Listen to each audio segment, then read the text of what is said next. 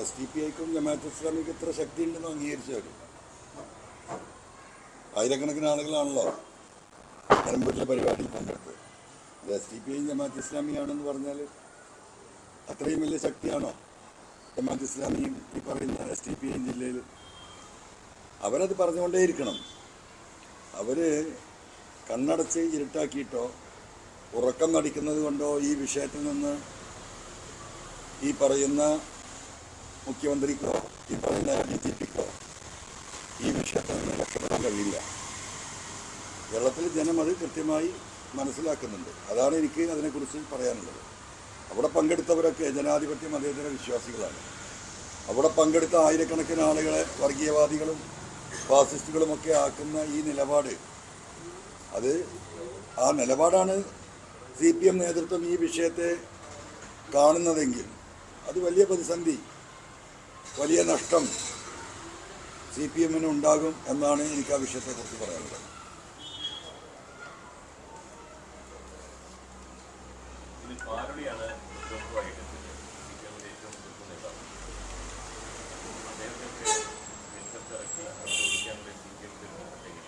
അല്ല, അദ്ദേഹത്തെ ഇറക്കി പ്രതിരോധിക്കുക എന്ന് പറഞ്ഞാൽ ബഹുമാനപ്പെട്ട സഖാവ് പാലോളിയെക്കുറിച്ച് നമുക്ക് എല്ലാവർക്കും അറിയില്ല, കേരള ജനതയ്ക്ക് അറിയാം. സംശുദ്ധ ജീവിതത്തിൻ്റെ ഇന്ന് കേരളത്തിൽ ജീവിച്ചിരിക്കുന്ന കമ്മ്യൂണിസ്റ്റുകാരിൽ ജീവിതത്തിൻ്റെ എല്ലാ മേഖലകളിലും, അത് രാഷ്ട്രീയമായാലും പൊതുജീവിതമായാലും പാർട്ടിയിൽ നിന്ന് പ്രായാധിക്യത്താൽ മാറി നിന്ന് വിശ്രമജീവിതം നയിക്കുന്ന ഈ ഘട്ടത്തിൽ പോലും പരമപരിശുദ്ധനായ ഒരു സംശുദ്ധ ജീവിതം നയിക്കുന്ന ഒരു രാഷ്ട്രീയ വ്യക്തിത്വമാണ് സഖാവ് പാലോളിക്കുള്ളത്.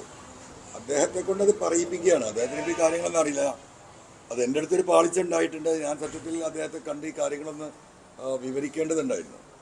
ഈ തിരക്കിനിടയിൽ ഈ ഇപ്പോഴത്തെ പെട്ടെന്നുണ്ടായ ഒരു രാഷ്ട്രീയ സാഹചര്യമാണത്. അതിൽ അദ്ദേഹത്തെ പോയി കാണാനോ ഈ കാര്യങ്ങൾ അദ്ദേഹത്തോട് പറയാനോ എനിക്ക് സാധിച്ചിട്ടില്ല. അത് ഞാൻ അദ്ദേഹത്തെ പോയി കാണും. ഞാൻ അദ്ദേഹത്തോട് എനിക്കുണ്ടായ അനുഭവങ്ങളും ഈ വിഷയത്തിൻ്റെ സത്യസന്ധതയും ഇടപെട്ട കാര്യത്തിൻ്റെ ലക്ഷ്യങ്ങളും അദ്ദേഹത്തെ ഞാൻ ബോധ്യപ്പെടുത്തും. അന്ന് അദ്ദേഹത്തിന് ഈ തെറ്റിദ്ധാരണ മാറും എന്ന് തന്നെയാണ് ഞാൻ പ്രതീക്ഷിക്കുന്നത്.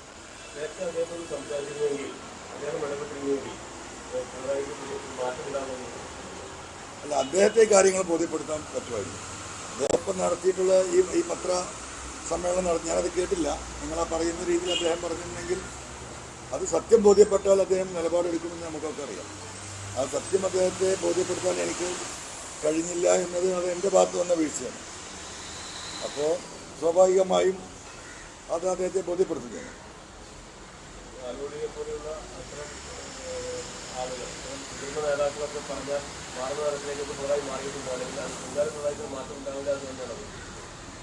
സഖാവ് പാലോളി സഖാവ് പിണറായിയോട് ഈ വിഷയം സംസാരിക്കും, അല്ലെങ്കിൽ സംസാരിച്ചതിൽ ഒരു മാറ്റം വരും എന്ന പ്രതീക്ഷയൊന്നും എന്നെ സംബന്ധിച്ചിട്ടില്ല. കാരണം ആര് പറഞ്ഞാലും മാറാൻ കഴിയുന്ന ഒരവസ്ഥാവിശേഷത്തിലല്ല അദ്ദേഹം നിൽക്കുന്നത്. അദ്ദേഹത്തിൻ്റെ സാഹചര്യം അതാണ്. അതുകൊണ്ട് പാലോളി സഖാവ് പറഞ്ഞാലും അദ്ദേഹത്തിന് മാറാൻ കഴിയും എന്ന് ഞാൻ വിശ്വസിക്കുന്നില്ല. പിണറായി വിജയൻ ഹിന്ദുവിന് നൽകിയ ലേഖനത്തിൽ അദ്ദേഹം പറഞ്ഞ ആ ഒരു കാര്യം, അതായത് സ്വർണ്ണക്കടത്തിന്റെ കേന്ദ്രം ദേശവിരുദ്ധ പ്രവർത്തനം മലപ്പുറമാണ്, അത് മാറുന്ന CPM സമീപനത്തിന്റെ ഒരു തുടക്കമായിട്ട് കാണുന്നു. അതെ, മാറുന്ന CPM സമീപനത്തിൻ്റെ തുടക്കമായിട്ട് എന്ന് അതിനെ അങ്ങനെ അടിവരട്ട് പറയാൻ കഴിയും. അത് മാറുന്ന പിണറായിയുടെ എന്താ പറയുക രീതിയായിട്ട് നമുക്ക് കാണാൻ പറ്റും. അതാണ് ഈ കഴിഞ്ഞ 1.5 വർഷമായിട്ട് ഈ സഖാവ് പിണറായിയുമായി ബന്ധപ്പെട്ട് നമ്മൾ കണ്ടുകൊണ്ടിരിക്കുന്നത്, മനസ്സിലാക്കിയിട്ടുള്ളത്. അത് അദ്ദേഹത്തിൻ്റെ ഒരു സ്വയം തീരുമാനത്തിൻ്റെയും മലപ്പുറം ജില്ല ഈ ക്രിമിനലുകളുടെ ഒരു നാടാണ് എന്ന് എത്തിക്കുക, അതിന് ഈ പാർട്ടി ജില്ലാ സെക്രട്ടറിയുടെ പരിപൂർണ പിന്തുണ അദ്ദേഹത്തിന് കിട്ടുക, ഇവിടെ പ്രവർത്തിച്ചിരുന്ന പോലീസ് ഉദ്യോഗസ്ഥരൊക്കെ ഈ പറയുന്ന ഒരു വണ്ടിയിൽ 3 ആൾ പോകുമ്പോൾ 3 ആളെ പേരിൽ FIR ഇടുക, ഒരു ലോഡ് മണൽ കൊണ്ടുപോയാൽ ആ മണൽ തൊഴിലാളികളുടെ കുടുംബത്തിൻ്റെ അടക്കം പേരിൽ കേസിടുക, അങ്ങനെ പ്രതികളുടെ എണ്ണവും FIRൻ്റെ എണ്ണവും വർദ്ധിപ്പിക്കുന്ന ആ രീതി ഈ സുജിത്ദാസിൻ്റെ കാലഘട്ടമാണ് തുടങ്ങുന്നത്. അതിന് നടപടി CPM നേതൃത്വം, ജില്ലാ നേതൃത്വം എടുത്തില്ല എന്ന് മാത്രമല്ല, അതിനെ പ്രോത്സാഹിപ്പിച്ചു. ഇനി രാജ്യത്തിൻ്റെ പാർലമെൻറ്റിൽ ഒരു ചോദ്യം വരും, രാജ്യത്ത് ഏറ്റവും കൂടുതൽ ക്രിമിനൽ കേസ് രജിസ്റ്റർ ചെയ്ത ജില്ല ഏതാണെന്നൊരു ചോദ്യം വരും. ആ ചോദ്യം വരുമ്പം സ്വാഭാവികമായിട്ടുള്ള മലപ്പുറം ജില്ല. അപ്പോൾ മലപ്പുറം ജില്ലയുടെ പ്രത്യേകത എന്താ? എന്താ ഇത്രമാത്രം ക്രിമിനൽ കേസുകൾ ഉണ്ടാകാൻ കാരണം? അവിടെ 90% അല്ലെങ്കിൽ 85% മുസ്ലിങ്ങളാണ്. അപ്പോൾ മുസ്ലിങ്ങളൊക്കെ ക്രിമിനലുകളാണ്, അടിസ്ഥാനപരമായി ഇവരുടെ സ്വഭാവം ക്രിമിനലിസമാണ് എന്ന് പറയാം. ആ ഒരു രാഷ്ട്രീയത്തിന് അരിപ്പറ്റി നിന്ന് കൊടുക്കുക, അതിന് പ്രോത്സാഹിപ്പിക്കുന്ന നിലപാടാണ് സത്യത്തിൽ മലപ്പുറം ജില്ലയിലെ CPM നേതൃത്വം എടുത്തിട്ടുള്ളത്. അതിൻ്റെ ഒക്കെ പരിണിത ഫലം. അതോടൊപ്പം ഇവരെയൊക്കെ സന്തോഷിപ്പിക്കാനും സുഖിപ്പിക്കാനും അവർക്കൊക്കെ സാമ്പത്തിക നേട്ടം ഉണ്ടാക്കാനും പോലീസ് എന്ത് തമ്മാടിത്തം ചെയ്താലും അതിലൊരു അംശം പറ്റുക എന്നതിലപ്പുറം ഒരു ജനാധിപത്യ ഒരു എന്താ പറയുക നീതിയോ ഇവിടെ ജില്ലയിൽ നടന്നിട്ടില്ല എന്നതിൻ്റെ വസ്തുതകളാണല്ലോ ഇപ്പോൾ പുറത്തു വരുന്നത്. അല്ല, ഈ ഒരു ലേഖനത്തിനെതിരെ ഒരു കാലത്ത് കേട്ടില്ല, ഈ ഹിന്ദുവിലെ ലേഖനത്തിലെ മുഖ്യമന്ത്രിയുടെ പരാമർശത്തിനെതിരെ ഒരു കാലത്ത് CPM-നൊപ്പം പല പ്രതിസന്ധികളിൽ നിന്ന് മുസ്ലിം ജമാഅത്താവട്ടെ അങ്ങനെ മുസ്ലിം മതങ്ങളൊക്കെ രംഗത്ത് വരുന്നൊരു സാഹചര്യമാണ് കാണുന്നത്. അപ്പോൾ ഒരു കാലത്ത് CPM-നെയും പിണറായിയും അനുകൂലിച്ചവരൊക്കെ ഇപ്പം മറുവശത്തേക്ക് മാറുന്നു. അത് CPM അറിഞ്ഞുകൊണ്ട് തന്നെ അങ്ങനെ ഒരു നയം സ്വീകരിക്കുന്നതാണോ എന്നാണ് എൻ്റെ ചോദ്യം. ഇല്ല, ഇപ്പോൾ CPM വലിയൊരു തെറ്റിദ്ധാരണയിലാണ്. നേതൃത്വത്തിൻ്റെ വലിയൊരു പരാജയം എന്ന് പറയുന്നത് ഈ പാർലമെൻറ്റ് തെരഞ്ഞെടുപ്പ് കഴിഞ്ഞപ്പോൾ നേതൃത്വം വിലയിരുത്തി വന്നിരിക്കുന്നത് അമിതമായ മുസ്ലിം പ്രീണനം കൊണ്ടാണ് തെരഞ്ഞെടുപ്പിൽ വലിയൊരു പരാജയമുണ്ടായി എന്ന ഒരു കണ്ടെത്തലിലാണ് പാർട്ടിയുടെ സ്റ്റേറ്റ് ലീഡർഷിപ്പ് വന്നിട്ടുള്ളത്. അത് തീർത്തും തെറ്റാണെന്ന് വിശ്വസിക്കുന്ന ഒരാളാണ് ഞാൻ. കാരണം അങ്ങനെ ഒരു ചർച്ച ഈ സംസ്ഥാനത്ത് നടന്നതായിട്ട് നമ്മളാരും കണ്ടിട്ടില്ല. ഇവിടെ യഥാർത്ഥ വിഷയം യഥാർത്ഥത്തിൽ ഈ ഗവൺമെൻറ്റിനെ ഈ രീതിയിൽ പരാജയപ്പെടുത്തിയത് പാർലമെൻറ്റ് തെരഞ്ഞെടുപ്പിൽ ഇവിടുത്തെ പോലീസിങ് തന്നെയാണ്. പോലീസിങ് എന്ന് പറഞ്ഞാൽ നാട്ടിലെ സാധാരണക്കാരായ മനുഷ്യരുടെ നിത്യജീവിതവുമായി ബന്ധപ്പെട്ട് വണ്ടിയില്ലാത്തവരാരാ, വാഹനമില്ലാത്തവർ, ബൈക്കെങ്കിലും ഇല്ലാത്ത കേരളത്തിൽ എത്ര ശതമാനം ഉണ്ടാവും? 10% ഉണ്ടാവുമോ? അപ്പോൾ ആ 90%ത്തെയും ബാധിച്ച വിഷയം എന്താണ്? അനാവശ്യമായി വണ്ടി തടഞ്ഞു നിർത്തുക, അനാവശ്യമായ ഈ പറയുന്ന ഫൈനുകൾ ഇടുക. എന്തിനേറെ പറയുന്നു, ഈ ക്യാമറ സിസ്റ്റം വന്നപ്പോൾ നമ്മൾ പാർക്ക് ചെയ്തു പോകുന്ന വണ്ടി അത് പാർക്കിങ്ങിൻ്റെ ഒരു പൊസിഷനാണെങ്കിൽ പോലും ക്യാമറ ചരിച്ച് പിടിച്ച് ഫോട്ടോ എടുക്കുക, അപ്ലോഡ് ചെയ്യുക, ഫൈൻ അടപ്പിക്കുക. റിയർ മിറർ ഒരു സൈഡിലില്ല, നിർത്തിയിട്ട വണ്ടിയാണ്, അവിടെ വരിക, ഫോട്ടോ എടുക്കുക. ഈ പറയുന്ന രീതിയിൽ നിരന്തരമായിട്ട് കേരളത്തിൻ്റെ പൊതുസമൂഹത്തെ ഗവൺമെൻറ്റിനെതിരാക്കിയതിൻ്റെ മർമ്മപ്രധാനമായ കാരണം ഈ പോലീസാണ്. ഈ ADGP അജിത് കുമാറിൻ്റെ നേതൃത്വത്തിലുള്ള ലോ ആൻഡ് ഓർഡറാണ്. അത് പാർട്ടി പഠിക്കാൻ തയ്യാറില്ല, പാർട്ടി അതിലേക്ക് പോകുന്നുമില്ല, പാർട്ടിക്ക് അത് കേൾക്കും വേണ്ട. സഖാക്കൾ ഈ ഭൂമിയിൽ എങ്ങനെ ജീവിച്ചാലും അവർക്ക് കുഴപ്പമില്ല. അപ്പോൾ സ്വാഭാവികമായിട്ടും ഇന്നലെ ഒരു വ്യക്തി ചാനലിൽ ഇരുന്നുകൊണ്ട് പറയുന്നത് കേട്ടു, ഞങ്ങൾ പ്രത്യേക നീതി സഖാക്കൾക്കൊന്നും കൊടുക്കില്ല. CPM-ൻ്റെ ഒരു നേതാവാണ് ചാനലിൽ വരുന്നത്, പേര് ഞാൻ പറയുന്നില്ല. ഞങ്ങൾ സ്വാഭാവിക നീതി എല്ലാവർക്കും കൊടുക്കുന്ന പാർട്ടിയാണ് CPM. അതുകൊണ്ട് കമ്മ്യൂണിസ്റ്റുകാരന് പ്രത്യേക പരിഗണന കൊടുക്കണമെന്ന് MLA പറഞ്ഞാൽ ഞങ്ങൾക്ക് കൊടുക്കണമില്ല. ഞാൻ കമ്മ്യൂണിസ്റ്റുകാരന് പ്രത്യേക പരിഗണന കൊടുക്കണം എന്നല്ല പറഞ്ഞത്. കമ്മ്യൂണിസ്റ്റുകാരൻ പോലീസ് സ്റ്റേഷനിലേക്ക് ചെല്ലുമ്പോൾ 2 അടി എക്സ്ട്രാ ആണ്. CPM-കാരൻ്റെ വണ്ടി പിടിക്കുമ്പോൾ മറ്റവർക്ക് 500 ആണെങ്കിൽ അവർക്ക് 1000 ആ അനീതിയെക്കുറിച്ചാണ് ഞാൻ സംസാരിച്ചത്. അത് അട്ടിമറിക്കാൻ നോക്കുക. അപ്പം യഥാർത്ഥത്തിൽ ഈ തെരഞ്ഞെടുപ്പ് പരാജയത്തിൻ്റെ ഒരു പ്രധാന കാരണം പോലീസിംഗാണ്. 2 രാഹുൽ കുടുംബത്തിൻ്റെ, ഗാന്ധി കുടുംബത്തിൻ്റെ സാന്നിധ്യമാണ്. അല്ലാതെ മുസ്ലിം സമുദായത്തിന് എന്ത് പ്രീണന അവിടെ LDF നടത്തിയത്? ഈ പറയുന്ന 40,000 50,000 കേസ് മലപ്പുറത്ത് ബുക്ക് ചെയ്താണോ പ്രീണനം? ഇതാണോ പ്രീണനം? ആ പ്രീണനം ഒന്ന് എക്സ്പ്ലെയിൻ ചെയ്യട്ടെ എന്ന്. അപ്പൊ തെറ്റായ രീതിയിൽ ഒരു തെരഞ്ഞെടുപ്പ് ഫലത്തെ അപഗ്രഥിക്കുകയും ആ പേര് പറഞ്ഞുകൊണ്ട് എങ്ങനെയെങ്കിലും RSS-ഉം BJP-യുമായി ഒരു ചങ്ങാത്തത്തിൽ എത്തണമെന്ന് CPM ലീഡർഷിപ്പിലെ പിണറായി അടക്കമുള്ള ചില ആളുകൾ അതിനുവേണ്ടി പ്രയത്നിക്കുന്നു. അപ്പം അവരുമായി ചങ്ങാത്തത്തിൽ എത്തണമെങ്കിൽ എന്ത് വേണം? ഈ പറഞ്ഞതുപോലെ മുസ്ലിം വിരോധം പബ്ലിക്കായി പറയണം. അതിൻ്റെ ഭാഗമാണ് ഇന്നലെ പിണറായി ആ ഹിന്ദുവിന് നൽകിയ സ്റ്റേറ്റ്മെൻറ്റ്സ് എന്ത് കേരളത്തിലൊരു മലയാള പത്രത്തിന് നൽകാഞ്ഞത്? കേരളത്തിലെ മലയാള പത്രങ്ങൾക്ക് നൽകിയാൽ ഈ വാർത്തയും ഡൽഹിയിലേക്ക് പോകുമല്ലോ. ഇതും ഡൽഹിയിലെ എന്താ പറയുക സെൻട്രൽ ഗവൺമെൻറ്റിൻ്റെ ഈ PND ഡിപ്പാർട്ട്മെൻറ്റ് ഇത് അസസ് ചെയ്ത് കൊടുക്കുമല്ലോ, ട്രാൻസ്ലേറ്റ് ചെയ്ത് കൊടുക്കുമല്ലോ. പക്ഷെ അതൊന്നും പാടില്ല.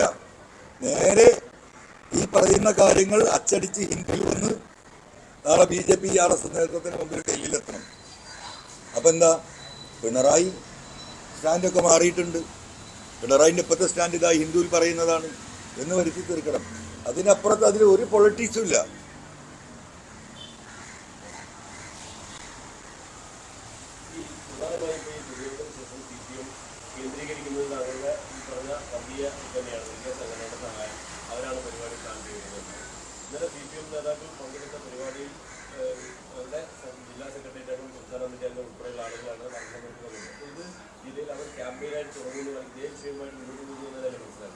അല്ല, ജില്ലയിലല്ലേ ഓൾറെഡി സ്റ്റാർട്ട് ചെയ്തല്ലോ. സംസ്ഥാനത്തൊട്ടാകെ ക്യാമ്പയിൻ തുടങ്ങിയല്ലോ. PV അൻവർ വർഗീയവാദി, PV അൻവർ കള്ളക്കടത്തുകാരൻ, PV അൻവർ കൊലയാളി. നീ എന്താ പറയാൻ ബാക്കിയുള്ളത്? അത് പറഞ്ഞുകൊണ്ടേയിരിക്കുകയാണ്. അങ്ങനെ തടയിടാൻ യാഥാർത്ഥ്യങ്ങൾ, സത്യാവസ്ഥ അത് പഠിച്ച് മനസ്സിലാക്കി അതിനോട് രാഷ്ട്രീയമായിട്ട് പ്രതികരിക്കുന്നതിന് പകരം മുസ്ലിം പ്രീണനം കൊണ്ടാണ് തെരഞ്ഞെടുപ്പ് പരാജയപ്പെട്ടതെന്നും അൻവർ ഇപ്പോൾ ഇന്ന് അവരുടെ കൈകളിലേക്ക് പോവുകയാണെന്നും അതുകൊണ്ട് നമ്മൾ ഒരു RSS BJP പക്ഷത്തേക്ക് നമ്മൾ ചെറുതായിട്ട് അവരുടെ സപ്പോർട്ട് സ്വീകരിക്കണമെന്ന മെസ്സേജും ഈ രാജ്യത്ത് കൊടുത്തുകൊണ്ടേയിരിക്കല്ലേ CPM. അതിനല്ലേ ഇപ്പോൾ ഞാൻ ചോദ്യം ചെയ്തുകൊണ്ടിരിക്കുന്നത്. അപ്പം ഞാൻ സ്വാഭാവികമായിട്ടും ഈ പറയുന്ന എന്താ പറയുക മതവാദിയും മതരാഷ്ട്രവാദിയും തീവ്രവാദിയും ഒക്കെ ആവും. അതിലിപ്പോൾ അത്ഭുതപ്പെടാനൊന്നുമില്ല.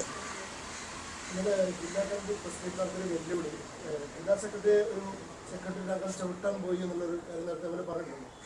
അങ്ങനെ ഉണ്ടെങ്കിൽ ആ സെക്രട്ടറി അംഗത്തിന്റെ പേര് പുറത്ത് പറയണം, അല്ലെങ്കിൽ ആ കാര്യം വെളിപ്പെടുത്താൻ നമ്മുടെ പേരാണോ അതിനെ വെല്ലുവിളിക്കുന്നതെന്നാണ് ജില്ലാ കമ്മിറ്റിയിലെ പ്രസിഡന്റ് പറഞ്ഞത്. ആ പറഞ്ഞതിൻ്റെ അർത്ഥം എന്താണെന്നറിയോ? ആ കക്ഷിയെ എങ്ങനെയെങ്കിലും അവിടെ പുറത്താക്കാൻ വേണ്ടി നടത്തുക. അപ്പോൾ സ്വാഭാവികമായിട്ട് ഇപ്പം ഞാൻ ഈ പേര് പറഞ്ഞാൽ അദ്ദേഹത്തെ എടുത്ത് പാർട്ടിയിൽ നിന്ന് പുറത്തിടും. സ്വാഭാവികമല്ലേ? അതിൻ്റെ ഭാഗമായിട്ടുള്ള ചോദ്യം. അതൊക്കെ ഒരു പള്ളിയിൽ പോയി പറഞ്ഞാൽ മതി. അവരത്ര ബുദ്ധിയില്ലെങ്കിലും PV എന്ന് പറഞ്ഞാൽ ഇത്തിരിയെങ്കിലും ബുദ്ധിയുണ്ട്. അതുകൊണ്ട് ആ സത്യാവസ്ഥ പുറത്ത് പറഞ്ഞ് ഒരു സൗഹൃദത്തിൻ്റെ പേരിൽ പറഞ്ഞാണ്. ആ പേരിൽ ഇനി അദ്ദേഹത്തെ പുറത്തിടാൻ വേണ്ടിയിട്ട് ഞാൻ അവിടെ പേര് പറയണോ? ഒരു ഉദ്ദേശിക്കുന്നത് എന്താ? പോട്ടെ. ഈ പോരാട്ടം തുടങ്ങിയതിന് ശേഷം പാർട്ടി നേതൃത്വത്തിലുള്ളത് അങ്ങനെയുമായിട്ട് സംസാരിക്കാൻ എന്തെങ്കിലും ശ്രമിക്കുന്നുണ്ടായി ജില്ലയിലെ? ഇപ്പോഴോ? അല്ല, പാർട്ടി സംസാരിക്കാൻ ഒരുപാട് പ്രാവശ്യം ശ്രമിച്ചു. അവരെന്നെ അക്നോളജ് ചെയ്യുന്നുണ്ടല്ലോ. EN മോഹൻദാസ് തന്നെ പറയുന്നുണ്ടല്ലോ, പലവട്ടം ഞങ്ങൾ സംസാരിച്ചാണ്, കണ്ടതാണ്, പാതിരാത്രി വരെ ഇരുന്ന. അപ്പോഴൊക്കെ എനിക്ക് ഒരൊറ്റ നിലപാടേ ഉള്ളൂ. എന്താ നിലപാട്? ഈ സ്വർണ്ണക്കള്ളക്കടത്തുമായി ബന്ധപ്പെട്ട വിഷയത്തിൽ ഗവൺമെൻറ് എടുക്കുന്ന നിലപാട് ശരിയല്ല. സത്യസന്ധമായ അന്വേഷണം നടക്കണം. റിദാൻ ഫാസിൽ അതിൻ്റെ ഭാഗമാണ്. മാമി തിരോധാനം ഇതിൻ്റെ ഭാഗമാണ്. ഈ കാര്യങ്ങൾ കൃത്യമായി അന്വേഷിക്കാൻ നിങ്ങൾ തയ്യാറായാൽ ഓക്കെ, ഞാൻ നിർത്താം, ആയിക്കോട്ടെ, ഞങ്ങൾ കൃത്യമായി ചെയ്യാമെന്ന് പറയും. പിറ്റേ ദിവസം നമ്മൾ നോക്കുമ്പോൾ പോലീസ് വളഞ്ഞ വഴിയിലൂടെയാണ് പോകുന്നത്. കേസിൻ്റെ യാഥാർത്ഥ്യങ്ങൾ കണ്ടെത്താനുള്ള വഴിയിലല്ല നടക്കുന്നത്. എന്താണ് ഇപ്പോൾ ഈ സ്പെഷ്യൽ ഇൻവെസ്റ്റിഗേഷൻ ടീമിന് ശേഷം നടക്കുന്നത്? എനിക്ക് വിവരം തന്ന ആളുകളെ തേടി നടക്കുക, എനിക്ക് വിവരം തന്ന പോലീസ് ഉദ്യോഗസ്ഥരെ തേടി നടക്കുക. അൻവർ പറഞ്ഞ ഈ കാര്യത്തെക്കുറിച്ചല്ല അന്വേഷണം. ഈ ചങ്ങാതിക്ക് ഇതൊക്കെ എങ്ങനെ കിട്ടി, ആര് കൊടുത്തു, അവരെ പേരിൽ നടപടിയെടുക്കാനുള്ള പരിശ്രമം നടക്കുന്നത്. ഇതെന്ത് വെള്ളരിക്കാ പട്ടണം? 3.5 കോടി ജനങ്ങളെ ഫോണാക്കുക. ഇപ്പം നിങ്ങളൊക്കെ കാത്തിരിക്കുന്നത് മറ്റേ പാറോല കിട്ടാനാ. എന്ത്? ഈ അജിത് കുമാറിന് 4 ദിവസം ആ സീറ്റിൽ നിന്ന് മാറ്റിയിരുത്തി. എന്നിട്ട് കേരളത്തിലെ ജനങ്ങൾ സംതൃപ്തരാവോ? ജനങ്ങൾക്കിത് ബോധ്യപ്പെട്ടിട്ടുണ്ട്.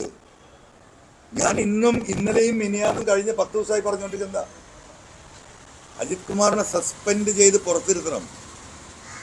ആ PHQക്ക് അവൻ കയറാൻ പാടില്ല. അവരുടെ താക്കോല് വാങ്ങണം, ഫോൺ തിരിച്ച് വാങ്ങണം, കമ്മ്യൂണിക്കേഷൻ വാങ്ങണം, എന്നിട്ട് വേണം അന്വേഷണം നടത്താൻ. ആ സസ്പെൻഡ് ചെയ്യാൻ ഞാൻ ഈ കൊടുത്ത അദ്ദേഹത്തിൻ്റെ വസ്തുവകകളുമായി ബന്ധപ്പെട്ട ഡോക്യുമെൻ്റ് മാത്രം മതി. 6 മാസമാണ് കൊടുക്കുന്നത്. ഈ 3.5 കോടി ജനങ്ങൾക്ക് ഇതൊന്നും മനസ്സിലാവില്ലേ? സഭ ചേരാതിരിക്കുകയാണല്ലോ. സഭയിൽ UDF എന്താണെങ്കിലും അങ്ങനെ ഉന്നയിച്ച ആ പ്രശ്നങ്ങൾ ഏറ്റെടുക്കുമെന്നാണ് അറിയിച്ചിട്ടുള്ളത്. UDFിന്റെ സമീപനം മാറുന്നുണ്ടോ? അങ്ങനെ കരുതുന്നുണ്ടോ? ഞാനത് ശ്രദ്ധിക്കാൻ എനിക്ക് സമയം കിട്ടിയിട്ടില്ല.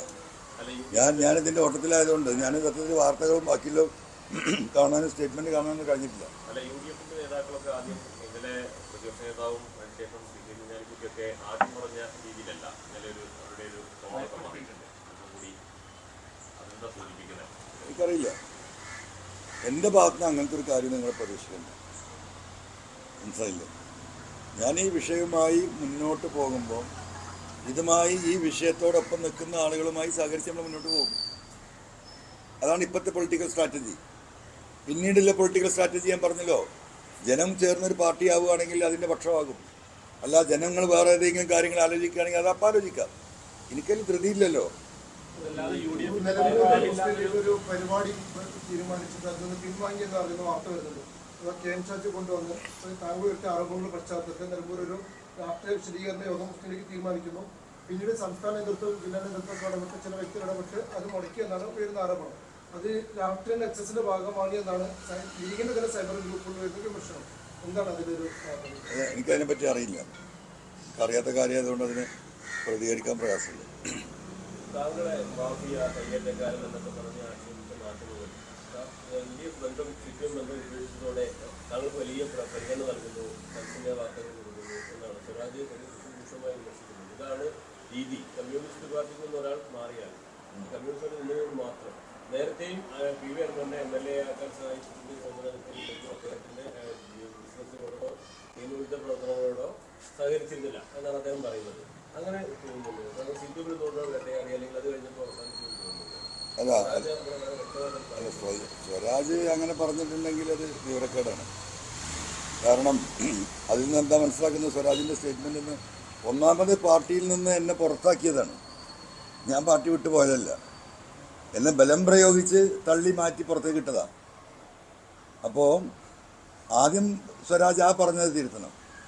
രണ്ടാമത്തെ കാര്യം ഇപ്പോൾ സ്വരാജ് പറയുന്നത് ഞാൻ നിയമവിരുദ്ധ പ്രവർത്തനം നടത്തിയപ്പോൾ പത്രക്കാരത് ചൂണ്ടിക്കാണിച്ചു, ഇന്ന് നിങ്ങൾ അതൊക്കെ മറച്ചു വെക്കുന്നു. അപ്പോൾ ഞാൻ നിയമവിരുദ്ധ പ്രവർത്തനം നടത്തിയിട്ടുണ്ടെങ്കിൽ അന്ന് തന്നെ ഈ പാർട്ടിയിൽ നിന്ന് പുറത്താക്കണ്ടേ? ഈ നിയമവിരുദ്ധ പ്രവർത്തനം നടത്താൻ ഈ പാർട്ടിയിൽ കഴിയില്ല എന്ന് പാർട്ടി ലീഡർഷിപ്പ് പറയണ്ടേ? അതുണ്ടായിട്ടില്ലല്ലോ. ഞാനൊരു നിയമവിരുദ്ധ പ്രവർത്തനം ഇവിടെ നടത്തിയിട്ടില്ല. നിയമത്തിന് വിധേയമായ കാര്യങ്ങൾ തന്നെയാണ് ചെയ്തത്. ആ നിയമത്തിന് വിധേയമായ കാര്യങ്ങൾ ചെയ്തതിൽ ഈ പറയുന്നത് പോലെ ഭരണകക്ഷിയിലെയും പ്രതിപക്ഷ കക്ഷിയിലെയും ചില നേതാക്കന്മാരുടെ ഗൂഢാലോചനയുടെ ഭാഗമായി പത്രക്കാരായ നിങ്ങളും കൂടി അങ്ങനെ എനിക്കെതിരെയുള്ള റിപ്പോർട്ടുകൾ, ഒരു സത്യം എഴുതാൻ ഒരു വില്ലേജ് ഓഫീസർക്ക്, ഒരു തഹസിൽദാർക്ക്, ഒരു ജില്ലാ കലക്ടർക്ക് കൈവറക്കുകയാണ്. സത്യം എഴുതിയാൽ എന്താ? അൻവർ സ്വാധീനിച്ചു, അൻവറിൻ്റെ പണം കൊടുത്തു, അല്ലെങ്കിൽ ഗവൺമെൻറ് സ്വാധീനിച്ചു. ഒരാളും നീതി എഴുതിയിട്ടില്ലല്ലോ, ഒരു സത്യം എഴുതിയിട്ടില്ലല്ലോ. ഞാനിപ്പോൾ നിങ്ങളോട് പറഞ്ഞ പോലെ ഇപ്പോൾ ആദിവാസികളുടെ കുടിവെള്ളം ഞാൻ മുട്ടിച്ചു എന്ന കക്കാടംപൊയിൽ അതായിരുന്നു വലിയ വാർത്ത. ആ 28 കുടുംബം ഇപ്പോഴും ജീവിച്ചിരിപ്പുണ്ട്. ആ 28 കുടുംബം അന്ന് കലക്ടർ പോയി കണ്ട് പറഞ്ഞതാ, ഇത് പൊളിക്കരുത്, ഈ കുറച്ച് വെള്ളം അവിടെ നിൽക്കുന്നുകൊണ്ടാണ് ഞങ്ങളെ കോളനിയിൽ കുടിവെള്ളം കിണറിൽ കിട്ടുന്നത്. ഒരു ദിവസം അവർ തറഞ്ഞിരുന്ന. ഇപ്പോൾ നിങ്ങൾക്ക് പോയി ചോദിക്കാം, എന്താ റിപ്പോർട്ട് കലക്ടറുടെ കുടിവെള്ളം മുടക്കി? 3 ആൾക്ക് ഉയരത്തിലുള്ള ഒരു തടയണയാണ് ഡാമാക്കിയത്. ചാലിയാർ പുഴ കെട്ടി തിരിച്ചു തന്നിട്ടാണ്.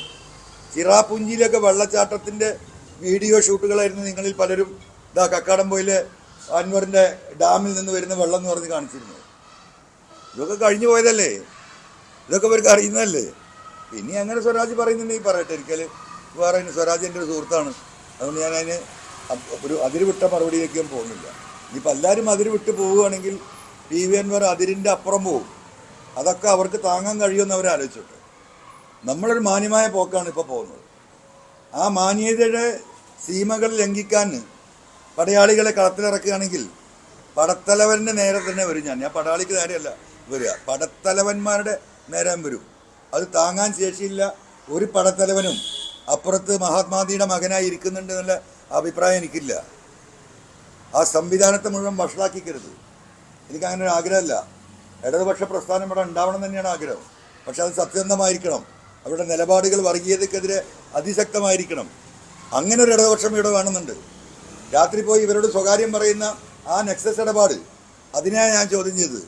അപ്പോൾ അതുകൊണ്ട് പടയാളികളെ പടക്കളത്തിലേക്ക് ഇറക്കുന്ന ക്യാപ്റ്റന്മാരൊന്ന് ആലോചിച്ചാൽ നന്നാകും എന്ന് വളരെ വിനീതപൂർവ്വമുള്ള ഒരു അപേക്ഷയെ ആ കാര്യത്തിൽ പറയാനുള്ളൂ.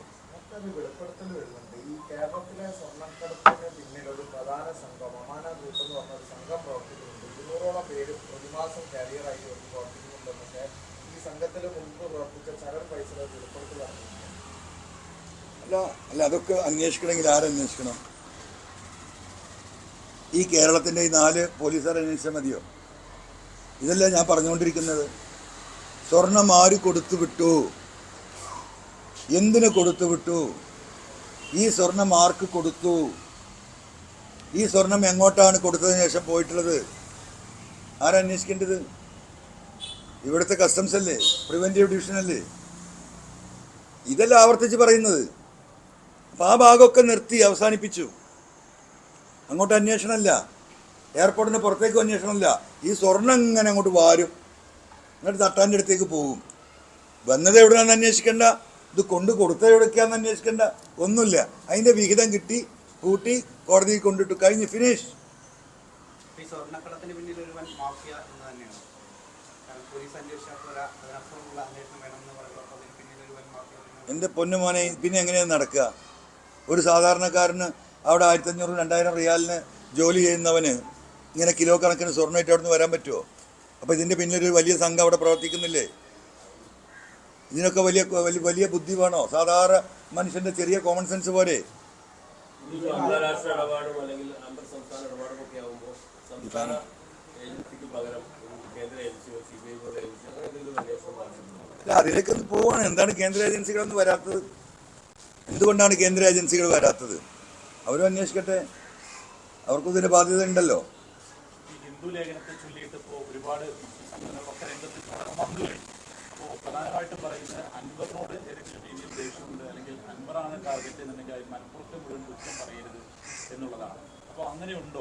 അൻവറായിരുന്നു ടാർഗറ്റ്, പറഞ്ഞും മനസ്സിലായി പോയതാണ് എന്ന് കരുതുന്നു. ഒന്നുമില്ല, അതൊക്കെ വളരെ വ്യക്തമല്ലേ. ഇപ്പം ടാർഗറ്റ് അൻവറാണ്, അതിൻ്റെ കൂടെ മലപ്പുറത്താണല്ലോ അൻവറും. അപ്പോൾ മലപ്പുറത്തിൻ്റെ പുത്രനാണ് അൻവർ. അതാണ് മുഖ്യമന്ത്രി പറഞ്ഞു വരുന്നത്. ഞാൻ മലപ്പുറത്തിൻ്റെ പുത്രനല്ല, ഞാൻ ഈ ഭാരതത്തിൻ്റെ പുത്രനാണ്. രാജ്യത്തിൻ്റെ ദേശീയതയിൽ അലിഞ്ഞു ചേർന്ന കുടുംബചരിത്രമുള്ള, രാജ്യത്തിൻ്റെ സ്വാതന്ത്ര്യ സമരത്തിൽ ഒരുപാട് പങ്കുവഹിച്ച, ഒരുപാട് നഷ്ടങ്ങൾ സഹിച്ചിട്ടുള്ള ഒരു കുടുംബത്തിനാണ് വരുന്നത്. ഞാൻ മലപ്പുറത്തിൻ്റെ പുത്രനല്ല, ഞാൻ ഈ ഭാരതത്തിൻ്റെ പുത്രനാണ്. ഞാനൊരു ഭാരതീയനാണ്, അതിലൊരു തർക്കമില്ല. അതൊന്നും ഇവർ തേച്ച് മാറ്റി കളഞ്ഞാൽ നടക്കുന്ന കാര്യമല്ല. ഈ കേന്ദ്ര ഏജൻസി അന്വേഷണം ആവശ്യപ്പെടുന്ന പരാതിയോ അല്ലെങ്കിൽ കോടതി നമ്മളിപ്പോൾ ഹൈക്കോടതിയെ സമീപിക്കുകയാണല്ലോ. ഈ കേസ് നമ്മൾ കൊടുക്കുന്ന പെറ്റീഷൻ പഠിച്ചിട്ട് ഹൈക്കോടതിക്ക് അത് തീരുമാനം എടുക്കാം. അത് ഹൈക്കോടതിയുടെ ഓപ്ഷനാണ്. ഇപ്പോൾ ബഹുമാനപ്പെട്ട ഹൈക്കോടതിയിൽ എന്ത് തീരുമാനം എടുക്കുന്നോ സ്വാഭാവികമായിട്ടും അതനുസരിച്ച് കാര്യങ്ങൾ നീങ്ങും. ഇപ്പം അതിലൊരു തടസ്സം വരാൻ പോകുന്നത്, നമ്മളിപ്പോൾ ലീഗൽ ഒപ്പീനിയൻ സീനിയർ ലോയേഴ്സുമായി ഈ കാര്യങ്ങൾ ഡിസ്കസ് ചെയ്യുമ്പോൾ വരുന്നത് എന്താ വെച്ചാൽ, ഇപ്പോൾ ഒരു ഇൻവെസ്റ്റിഗേഷൻ പേരിന് നടക്കുന്നുണ്ടല്ലോ SIT. ആ ഇൻവെസ്റ്റിഗേഷൻ നിലനിൽക്കുന്നത് കൊണ്ട് കോടതി ഒരു പക്ഷേ പറയും ആ ഇൻവെസ്റ്റിഗേഷൻ കഴിയട്ടെ, അങ്ങനെ ഒരു നെഗറ്റീവ് അതിലുണ്ട്. അതുകൊണ്ട് അങ്ങനെ ആലോചിച്ച് നിൽക്കുന്നത്. അപ്പോൾ അതിനെന്ത് പരിഹാരം എന്ന് നിയമവിദഗ്ധർ ആലോചിക്കുന്നുണ്ട്. അവരുടെ ആ നിയമവിദഗ്ധ ഉപദേശത്തിൻ്റെ അടിസ്ഥാനത്തിൽ ഈ കാര്യം എങ്ങനെയാണ് മുന്നോട്ട് കൊണ്ടുപോകേണ്ടത് തീരുമാനിക്കുക. അതാണ് ഇപ്പോൾ സ്ട്രക്കായി നിൽക്കുന്നത്.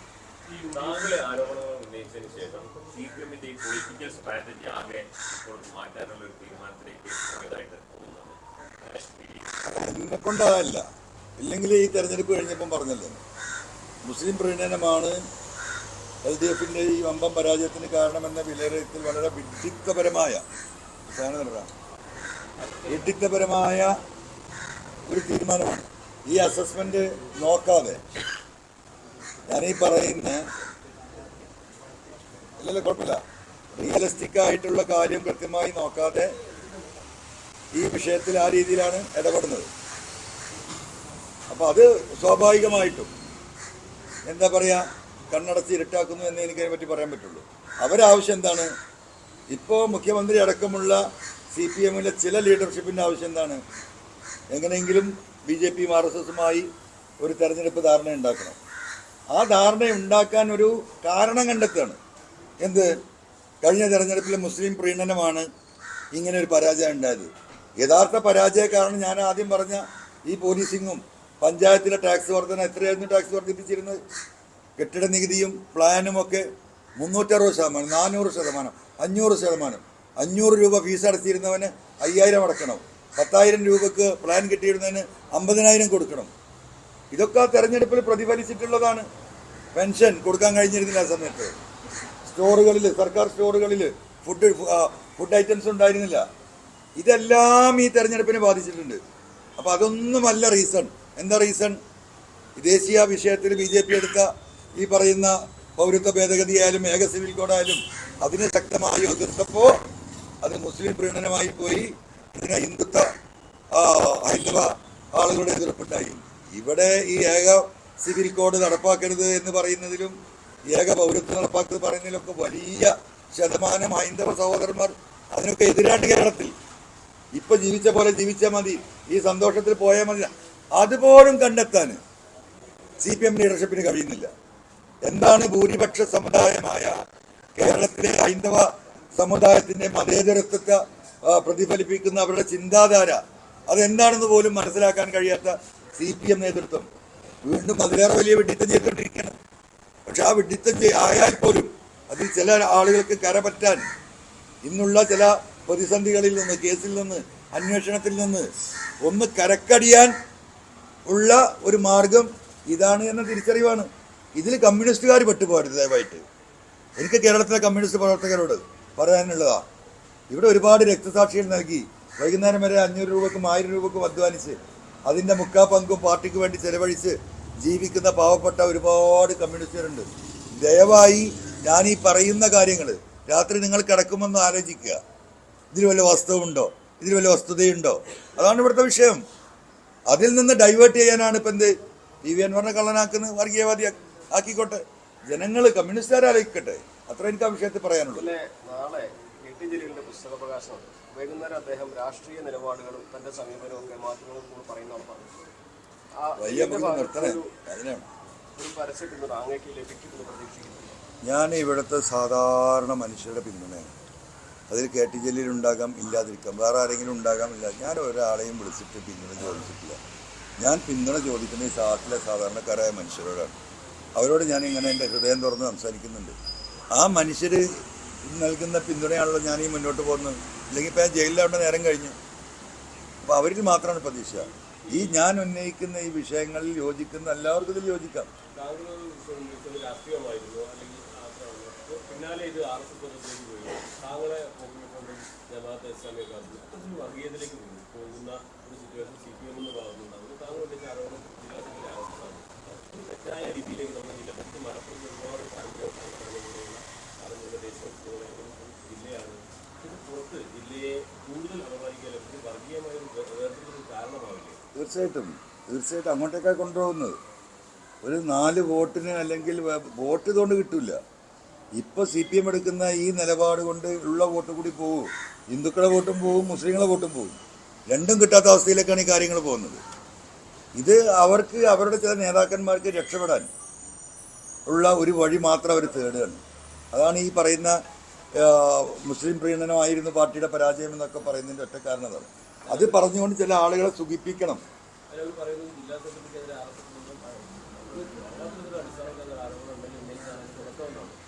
അല്ല, അതിൻ്റെ ഏറ്റവും വലിയ തെളിവല്ലേ ഞാൻ പറഞ്ഞത്. ഇപ്പോൾ ഈ പറയുന്ന ന്യൂനപക്ഷ വിദ്യാഭ്യാസ സ്ഥാപനങ്ങൾക്ക് ഞാൻ പണം കൊടുത്തപ്പോൾ, MLA ഫണ്ട് ADS കൊടുത്തപ്പോൾ ഇത് പാർട്ടിയുടെ നിലപാടില്ല, കൊടുക്കാൻ പറ്റില്ല എന്ന് അദ്ദേഹം പറഞ്ഞത്. അന്ന് ഞാൻ അദ്ദേഹത്തോട് ചോദിച്ചത്, എല്ലാ സമുദായം ഒന്നല്ലേ, ഇവിടെ പഠിക്കുന്ന കുട്ടികളല്ലേ, എന്തുകൊണ്ടാണ് എയ്ഡഡ് സ്കൂള് അല്ലെങ്കിൽ സർക്കാർ സ്കൂളാക്കിക്കൂടെ? ഇവിടെ സർക്കാർ സ്കൂൾ ഉണ്ടാക്കാനും കഴിയില്ല, എയ്ഡഡ് സ്കൂളുകൾക്ക് സഹായം കൊടുക്കാനും പാടില്ല എന്ന് പറഞ്ഞാൽ ആരോടുള്ള അനീതിയാണ്? ആ ജനങ്ങളോടുള്ള അനീതിയല്ലേ? MLA ഫണ്ടിൽ പാർട്ടി ജില്ലാ നേതൃത്വം ഇടപെടാറില്ല, MP ഫണ്ടിൽ മാത്രമാണ്. അത് തന്നെ ഇടപെടൽ കഴിയുന്ന ഫണ്ട് ഏറ്റവും കൂടുതൽ താങ്കൾ പറഞ്ഞ പ്രകാരം നിലമ്പൂർ മണ്ഡലത്തിലാണ് നൽകിയത്. ഇന്നലെ വാർത്താസമ്മേളനത്തിൽ അവർ പറഞ്ഞത് MLA ഫണ്ട് MLA-മാർക്ക് ഉപയോഗിക്കാവുന്നത്. നിങ്ങൾ വിശ്വസിക്കേണ്ടത് ഈ പാർട്ടിയിലേ നടക്കുമോ? ഏരിയ കമ്മിറ്റിയാണ് തീരുമാനിക്കണേ. ഏരിയ കമ്മിറ്റിൻ്റെ കത്ത് ഇപ്പം നിങ്ങൾ ഓഫീസിൽ പോകുന്നത് ഞാൻ കാണിച്ചു തരാം. ഇപ്പം നിങ്ങൾ ഓഫീസിൽ പോകാൻ തയ്യാറുണ്ടോ? ഈ പറയുന്ന ജില്ലാ സെക്രട്ടറി പറഞ്ഞ് ഞാൻ ഇപ്പം തെളിച്ചു തരാം. ഈ വർഷത്തെ കൊടുക്കുന്ന ഫണ്ടിൻ്റെ ഓരോ പഞ്ചായത്തിലും LC സെക്രട്ടറിമാർ തന്ന കത്ത് ലിസ്റ്റ് അവിടെ ഉണ്ട്. അവിടെ നിലമ്പൂർ ആരെങ്കിലും ഉണ്ടോ? എപ്പോഴത്ത് കൊടുക്കാൻ പറയാം. ഇങ്ങനെ ഇതാണ് ആടിനെ പട്ടിയാക്കാന്ന് പറഞ്ഞത്. ഇതാണ് ആടിനെ പട്ടിയാക്കുന്നത്. ജില്ലാ നേതൃത്വം പാർട്ടി നേരിട്ട് ഇടപെടുക ചെയ്യുന്നത്. അതിൽ ചെറിയ മാറ്റങ്ങളൊക്കെ ചിലപ്പോൾ വന്നിട്ട് അവിടെ കോൺഗ്രസ്സുകാരോ ലീഗുകാരോ ഒരു ആവശ്യമായ കാര്യം പറയുകയാണെങ്കിൽ നമ്മൾ പറയും, അത്യാവശ്യമായ റോഡോ, അത് പാർട്ടി സെക്രട്ടറിമാർ എതിർപ്പ് പറയാറുമില്ല. ബാക്കി 85-90% 90 ഉണ്ടാവും. കാരണം ഞാൻ ഈ അധികാരമെല്ലാം കൂടെ തലയിൽ വെച്ച് നടക്കാറില്ല. ഇതെല്ലാം ഇവർക്ക് ഡൈവേർട്ട് ചെയ്ത് കൊടുത്തിട്ടാണ്, നമ്മൾ വൈബ്രഗേറ്റ് ചെയ്ത് കൊടുത്തിട്ടാണ് ഞാൻ പോകുന്നത്. കാരണം അത് എനിക്ക് ഏറ്റവും ആശ്വാസമാണ്. അല്ലെങ്കിൽ ഇതിൻ്റെ എല്ലാത്തിനും പിന്നെ ഇങ്ങനെ മൈക്രോസ്കോപ്പ് പിടിച്ച് നടക്കേണ്ട ഗതികേട് എൻ്റെ ആവശ്യമില്ല. അധികാരം അങ്ങനെ തന്നെയാണ്. ആ പാർട്ടി സെക്രട്ടറിമാർക്ക് പരമാവധി പവർ കൊടുക്കാനാണ് ഞാൻ പരിശ്രമിക്കൽ. എന്തോരാ അത് അവർക്ക് കൊടുത്താലല്ലേ ഈ പാർട്ടി വളരുള്ളൂ. ഒരു ബ്രാഞ്ച് സെക്രട്ടറിക്ക് കൊടുത്തെങ്കിലേ അവിടെ പാർട്ടി പ്രവർത്തനം നടക്കുള്ളൂ. അപ്പോൾ അവർക്ക് അധികാരം കൊടുക്കാറാണ് ഞാൻ പാർട്ടിയുമായിട്ട് നിലമ്പൂർ ഏരിയ കമ്മിറ്റിയുമായിട്ട് ഒരു അഭിപ്രായ വ്യത്യാസമില്ലല്ലോ ഉണ്ടെന്ന് പറയട്ടെ. 8 കൊല്ലത്തിനടുക്ക് ഒരു LC സെക്രട്ടറിയേറ്റ് PV അൻവറിന് അഭിപ്രായ വ്യത്യാസമുണ്ട് എന്ന് പറയിക്കട്ടെ. ഇപ്പം വേണമെങ്കിൽ മൈക്കിന് മുമ്പിൽ വന്ന് അവർ പറഞ്ഞാൽ പറയായിരിക്കും. ഒരാളുമായിട്ട് ഒരു അഭിപ്രായ വ്യത്യാസമില്ല, ഞാൻ ഉണ്ടാക്കിയിട്ടില്ല. കാരണം അവരൊക്കെ പ്രവർത്തിക്കുന്നത് ഈ പാർട്ടിക്കും MLA എന്ന നിലയ്ക്ക് എനിക്കുമാണ് എന്ന് മനസ്സിലാക്കി തന്നെയാണ് അവരോട് പെരുമാറാറുത്. ഒരു സാധാ മനുഷ്യനോട് പെരുമാറുന്ന അവന് കൊടുക്കുന്ന പരിഗണന, വലിയ ആളുകൾക്ക് കൊടുക്കുന്ന അതേ പരിഗണന ഒരു സാധാരണക്കാരൻ ഓഫീസിൽ വന്നാലും നമ്മൾ കൊടുക്കാറുണ്ട്. ഞാൻ ഈ party office, Chungathara party office പൊളിച്ചിട്ടു. അത്യാവശ്യം മോശമില്ലാത്തൊരു ഓഫീസായിരുന്നത്, ഒരു കാരണമില്ലാതെ പൊളിച്ചിട്ടു. ഇപ്പം എത്ര കൊല്ലമായി? 4 കൊല്ലമായി ആ ഓഫീസ്. തിരിച്ച് പണിയാൻ പാർട്ടിക്ക് പറ്റിയിട്ടില്ല. പോത്തുകല്ല് പാർട്ടിക്കൊരു ഓഫീസില്ല. കഴിഞ്ഞ 4-5 വർഷമായി നിരന്തരമായി ഞാൻ പറഞ്ഞുകൊണ്ടിരിക്കുക, ഒരു 5 സെൻറ്റ് സ്ഥലം എവിടെയും വാങ്ങ്, ഞാൻ ആരെയും കൂട്ടിത്തരാം, നിങ്ങൾ സ്ഥലം കണ്ടെത്ത്, കെട്ടിട നിർമ്മാണം എല്ലാവരും സഹായിക്കും, ഞാൻ കൂടെ വന്നുതരാം. ഒരാഫീസില്ല, ചുങ്കത്ര ഇല്ല. ഈ ചുങ്കത്ര ഉള്ളത് പൊളിച്ചു കളഞ്ഞു. ഈ പറയുന്ന എന്താ പറയുക പോത്തുകല്ലിൽ ഇന്ന് വരെ വാങ്ങാൻ കഴിഞ്ഞിട്ടില്ല. അപ്പം ഇതൊന്നും ഇവർക്ക് ചെയ്യാം. അപ്പം കുഞ്ഞാലിയുടെ കാര്യം പറഞ്ഞല്ലോ, സഖാവ് കുഞ്ഞാലിയുടെ പേരിൽ എന്തുള്ളത്? ഞാൻ കുഞ്ഞാലിയുടെ മണ്ണെന്ന് എന്ന് പറഞ്ഞു. കുഞ്ഞാലിയുടെ മണ്ണിൽ നിന്ന് ജയിച്ചു വന്ന ആ കുഞ്ഞാലിയോട് ഒരു തരി സ്നേഹം പാർട്ടിക്കുണ്ടെങ്കിൽ ബഹുമാനായ സഖാവ് കുഞ്ഞാലിയുടെ പേരിൽ ജനങ്ങൾക്ക് ഉപകാരപ്പെടുന്ന ഒരു സ്മാരകമെങ്കിലും ഉണ്ട്. ഒന്നുമില്ല, ഇങ്ങനെ പറയാം. സമ്മേളനം മാറ്റിവെച്ചല്ലോ ആരോഗ്യ പ്രശ്നം കാരണം. സഭ തുടങ്ങാൻ പോകണല്ലോ, അതിനു മുമ്പായി മാറ്റിവെച്ച സമ്മേളനം നടത്താൻ കഴിയുന്ന വിചാരിക്കുന്നു. വെള്ളിയാഴ്ച സഭ തുടങ്ങണം. ഒന്നുമില്ല, ആകെ 2 hours ഉണ്ടാവും. തിങ്കളാഴ്ച പോകും. നിയമസഭാ തെരഞ്ഞെടുപ്പിൽ താങ്കളെ പരാജയപ്പെടുത്താനല്ല, ജയിപ്പിക്കാൻ വേണ്ടി അവിടെ കേന്ദ്രീകരിച്ച് ജില്ലാസിൽ ഉൾപ്പെടെ പ്രവർത്തിക്കുന്നു. താങ്കൾ തന്നെ പറഞ്ഞു വിജയത്തിന് ഏറ്റവും അനുകൂലമായ ഘടകമുണ്ടായത് റാലിയാണ്. അത് താങ്കളുടെ താല്പര്യത്തിൽ അവിടെ സഖാക്കളെ ചുറ്റിനടത്താണെന്ന് ആളുകൾ പറഞ്ഞു. പക്ഷെ അവർ പറയുന്നത് ജില്ലാ നേതൃത്വത്തിന്റെ സ്ട്രാറ്റജിയായിരുന്നു. അവരത് യോഗം ചെയ്യാറുണ്ട്, വീഡിയോ ആലോചിച്ച് സംഘത്ത് അവിടുത്തെ നേതൃത്വത്തിന്റെ തീരുമാനപ്രകാരം അവർ നടപ്പാക്കിയാണ്. താങ്കൾ അതിന്റെ കൂടെ കൂടി തന്നെ ഉള്ളൂ. അത് എല്ലാ ബുദ്ധി അവരായിരുന്നു. ആയിക്കോട്ടെ, അത് അവിടുത്തെ പാർട്ടിക്കാരോട് ചോദിച്ചാൽ മതി. സാധാരണക്കാരോട് ചോദിക്കും.